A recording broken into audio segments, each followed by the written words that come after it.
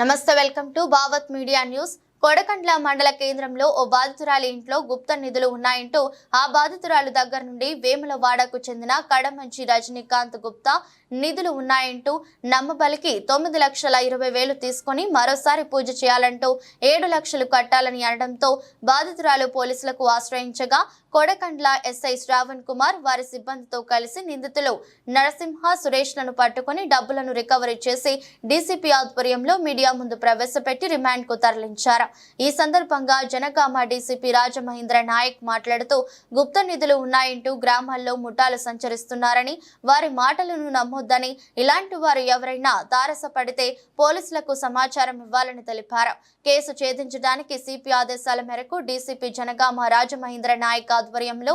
ACP Wardhannapet Ambati Narasayya, CI Palakurthi గట్ల మహేందర్ రెడ్డి పర్యవేక్షణలో Kodakandla SI బండి శ్రావణ్ కుమార్, అతని సిబ్బంది హెడ్ కానిస్టేబుల్ శ్రీనివాస్, సోమిరెడ్డి, సంపత్, రాజు, కానిస్టేబుల్ రాజ్ కుమార్, అశోక్, సోమేశ్వర్, శ్రావణ్, శ్రీనివాస్, అరుణ్ వారి సిబ్బందితో ఈ కేసును ఛేదించడానికి కష్టపడ్డ వారికి డీసీపీ జనగామ క్యాష్ రివార్డు అందజేసి వారిని అభినందించారు. తీస్తే గానీ మీ ఇంట్లో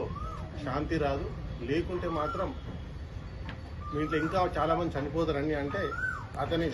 మాటలు నమ్మి ఈసారి ఏం చేస్తే బాగుంటుంది అని చెప్పేసి ప్రాధాన్యపడటంతో 1,75,000 చెల్లిస్తే యాదగిరిగుట్టలో ఒక షాప్లో ఒక పౌడర్ దొరుకుతుంది. ఆ పౌడర్ తీసుకొచ్చి మనం అంజనం వేద్దాం, అంజనం వేస్తే ఏ ప్లేస్లో గుప్తదులు ఉన్నాయో మనకు తెలుస్తుందని చెప్తే ఈమె వెళ్ళి యాదగిరిగుట్ట వెళ్ళి ఒక షాప్లో 1,70,000 చెల్లించి ఒక పౌడర్ తీసుకొస్తే